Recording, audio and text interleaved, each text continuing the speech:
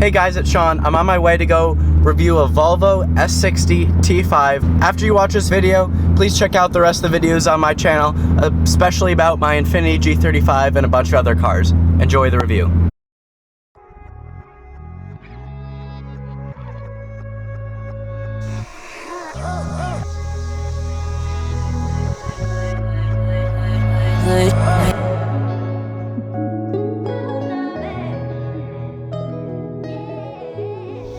Hello, today we come with a Volvo S60 T5. That's because this is a 5-cylinder turbocharged engine.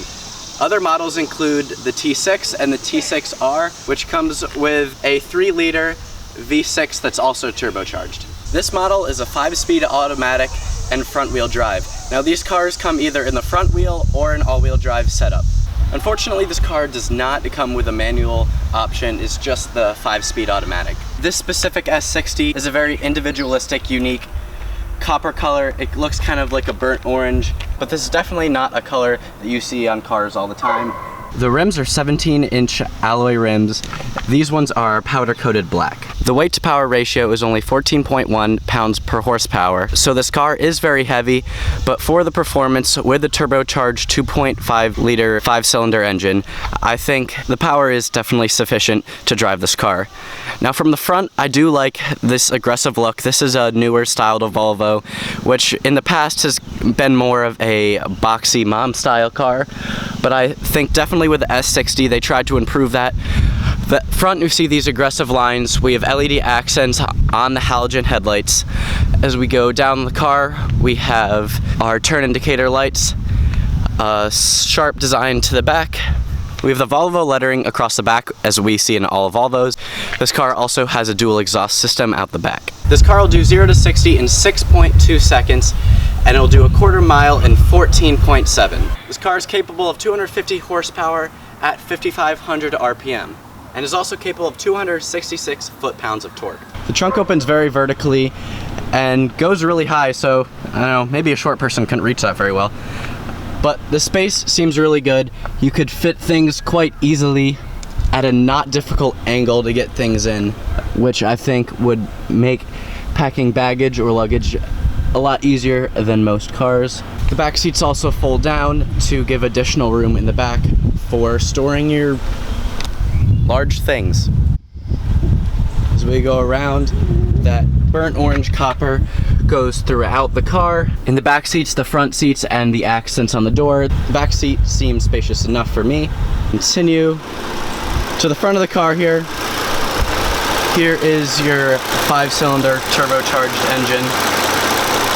It's obviously a block setup.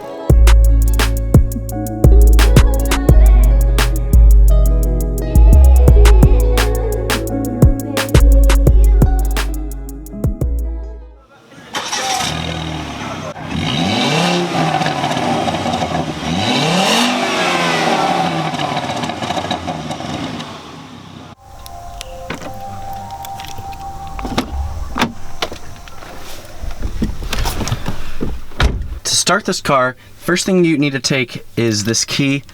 The key does not have an actual key part because there's not a keyhole, but this is not a simple push button start either.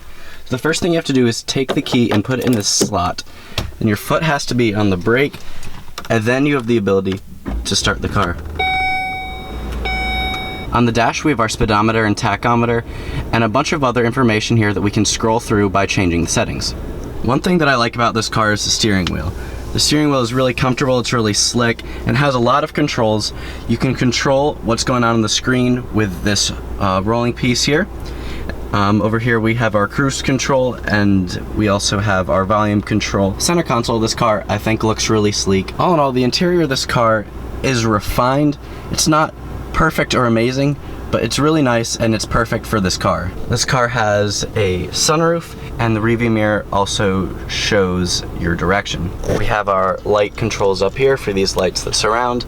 We have our garage home link system, and now back on to this screen. The screen is controlled either by this wheel or by this wheel here. Okay, exit. So let's go back. In here we have our different settings. So we have phone, media, radio, and all the way in the bottom is my car. So let's go there. We have our trip stats, some basic settings. So let's go into my S60. This DSCT is traction control and sport mode. City safety is a feature where if you're going under 35 miles per hour and it detects something come in front of you, the car will actually stop on its own. Now, back to the radio. The stock sound system I think is really good. It's very solid the way it is. The whole range of sound comes through really well. This car also comes with slap shifters. I found them to be not too responsive, but it does alright with this car because, as I said before, this car isn't branded as a sports car, it's a luxury car, and I think it does really well performance-wise with the 5-cylinder turbo. We have multiple different ways to adjust your seat here, along with 3 easy presets. Your parking brake is this push-pull button right here, not your traditional pull, and this lever down here is actually what pops the hood. I had a hard time figuring that out. This car also has a 17.8 gallon tank that's capable of about 20 miles per gallon city and 30 miles per gallon highway. For such a heavy car, I really do respect the handling. The steering wheel feels great in the hand and there's not a lot of body roll even with the heavy weight. As I drive it, it does feel like a heavy car. It almost feels similar to driving an SUV, but just lower. I don't mind that. As a person who drives a fairly light, low sports car, I don't mind this at all. It's definitely comfortable to drive, it feels good. As I said before, the steering wheel is comfortable to hold and is very sensitive, and on the pedals, the brakes are pretty sensitive as well, which is obviously a good thing. The gas is a little bit looser, it's not as sensitive, but obviously I don't mind that. At higher speeds and higher RPM, the turbo will start doing its work, and then the gas pedal will feel more responsive.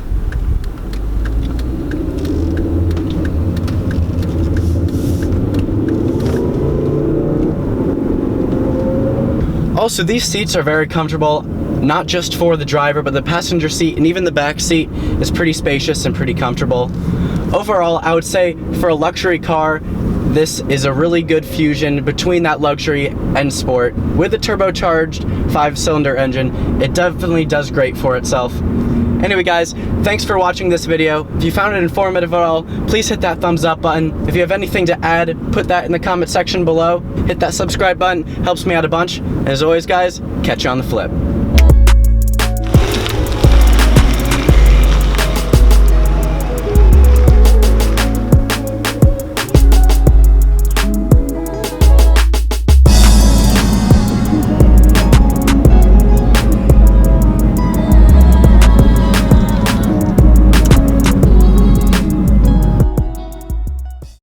But overall, a pretty quiet idle.